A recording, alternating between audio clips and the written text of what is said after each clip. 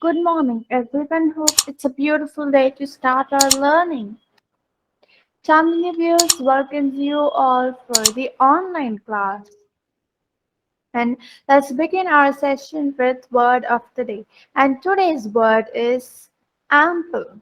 So what does the word ample here mean? So ample here means a lot of.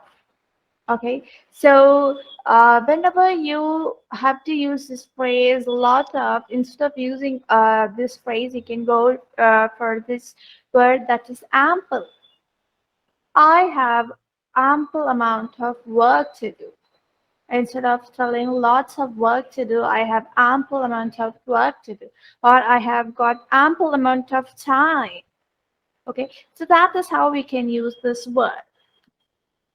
This is for class 5 subject English, chapter number 3, topic King Vikramarka and Betal. Hello, children. How are you? Hope you're all fine with good health. Do you know me? I am Mrs. Janaki. I'm the grandmother of Kannan. Do you know him? Kannan is my grandson. He is 10 years old. He is studying in Chandni View School. Today, in his school, they are teaching a story. Kannan said he's going to share that story to me once he reaches home. So I'm waiting for him. Children, you too should listen to the story. Hi, Grandma. My Kannan has come. Hi, Kannan. Hi, Grandma. I think you're waiting for me. Am I right? Yes, go fast and take the bath now. We can talk later. Okay, Grandma. Kannan, have you taken the bath? Yes, Grandma. Okay, let me tell you what happened in our school. Today, they taught me the new story. This story is very interesting, and this is about the king Vikramarka and the beetle. Wow, I can't wait anymore. Please start telling the story, Kanna. So here you can see the conversation between the grandmother and Kannan. They are talking about everything that had happened in the school, and here Kannan wants to share a story that he was taught in his school. Let me tell you the story. Let me tell you a story. Long ago, there lived a king who was very courageous and wisdomful. So, what does the word courageous here mean? The word courageous here means that a person he is very brave.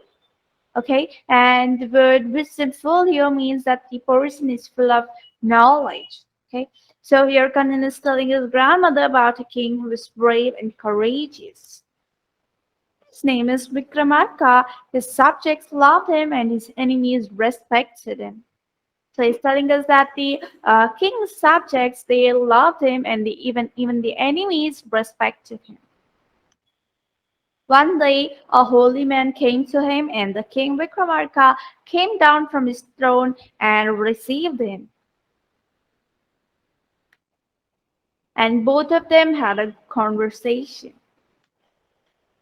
What can I do for you, sir? Oh, king, I need a help from you. Please don't refuse it. I shall help you. What should I do? So then comes a conversation between the king and the saint, and the saint here wants a favor from the king, and he is asking how he can be of any help. Please come and meet me at the graveyard outside the city at night of the new moon day. Vikramarka came to graveyard at the new moon day. What are these terrifying sounds? I can hear even the howling of jackal. Where is the holy sage? King, you did not disappoint me, thank you. What I want you to do is, on an ancient tree in the forest beyond the graveyard, you will find a corpse hanging topsy-turvy. I want you to bring it to me. So here, the saint wants the help of the king to bring a corpse. So what is a corpse? A corpse is a dead body actually, but here it refers to a devil. Okay, and it is always hanging topsy-turvy, which means it is always upside down. Okay, and they want and the saint want the king to go to the ancient tree that is beyond the graveyard and bring the and corpse to him. What a strange request! Oh, this is the tree and here is the corpse. So he finds it very easy. The king finds it very easy, and he comes to the graveyard and he finds the corpse and he is trying to take it with him. This is not an ordinary dead body, but an evil spirit. You should hold it tightly, otherwise it would go away. So the saint here is giving him instructions on how to bring the devil back. And here he is telling the devil about the devil, and he is describing it as an evil spirit, and that the king has to hold it tightly or else it would escape. Who are you, spirit? I'm Beetle, and as you're talking to me, somewhere I shall tell you a story to pass away the time. So the beetle here is telling that I know that you're taking and you're talking to me somewhere. So here I am, okay, and here I am, and I'm going to tell you a story, and you can pass the time away with it. Okay, let me hear your story. So the king find okay, since he has a long path to walk, and since he finds it very boring, he is okay with the beetle telling a story, and he says, "Go ahead." But remember, O king, you're not allowed to utter even a word. If you do so, I will then go back to the tree. So here, the beetle here is, but telling the story with a condition that it should that the king should not even utter a word listening to the beetle.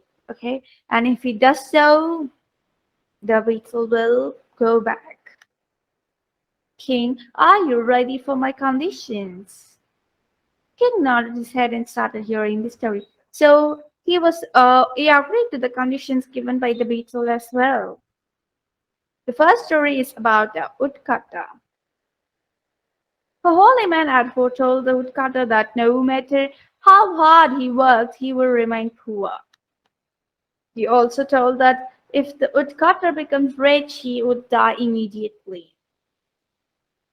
Hearing this, the woodcutter was disappointed and he went to his work as usual. So the Peter started telling a story about the woodcutter and about the kind of statement that was told to him about his death. One day, as he was cutting the wood down in the nearby forest, he found a magnificent treasure of gold. So one day, when the woodcutter was, cutting up the trees in the forest, he found a magnificent treasure of gold. And it was told to him that if he finds any kind of treasure, and if he keeps it, then he would die. Okay, so then the woodcutter remembered the holy man's word, but still he took the treasure of the gold. So even though he knew what the holy man told, but still he was okay with taking the treasure of gold. I shall help at least the poor villagers, he thought. So he took the treasure.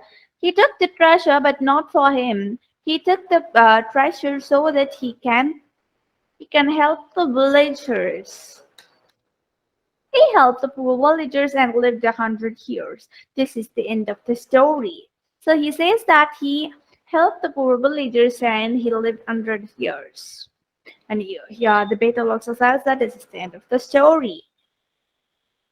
Okay, now you have heard the story and I want you to answer a question, and if you don't answer it, your head will break into a million pieces. Now the beetle says to the king that the king has to answer a question or else his head will break into a million pieces. I want you to tell, why did the woodcutter not die even after he found the gold and took it home? So the beetle asked him, why did the woodcutter not die even after the statement that Whisper told him about his death? Oh, Beetle, the woodcutter was not a selfish man as he did not take away all the money he found. So he spent the money by helping the poor villagers. So whatever the holy man foretold has come true. His unselfishness made them live ripe old years. Oh, Kim, I'm happy up keeping my words. I'm going back to my tree. So as soon as the king answered its question, what did the beetle do? The beetle went back to the tree. Come on and catch me again. Bye. Grandma, this is the story. Do you like this? Yes, dear. This was very interesting. Kanna, will you share the stories every day they teach in your school? Yes, Grandma, I'll do it. Okay, it's getting late. I have to do my homework. See you in the dinner. Okay, Kanna, go ahead. Children, do you like the story of the king and beetle? Hope you like the story. Now, let's have a quick recap. So, here in the story, first you can see the conversation that is happening between the grandmother and Kanna about things that are happening in the school. And Kanna here, he comes home and he tells his grandmother about the new story that he was taught in his school. And this story is about the king and the beetle. So there lived a king who was courageous and brave, and he meets a saint one day, and the saint asks for his help. And when he got to know what the help is, the help was to bring the corpse that is lying upside down on a banyan tree and bring it back to the saint. The king agreed to the terms and he went to the tree and he found the corpse and he took it. And on the way to it, the beetle, it started telling a story and with the condition that if the king utters even one word, that the beetle will go back to the tree. The beetle finished the story and the beetle asked a simple question to the king and the king answered it without thinking. So, to keep up the word, the beetle went back to the tree. So, this is the recap of the story that we have seen today. Thank you all again with some interesting story. Bye. Take care. Thank you.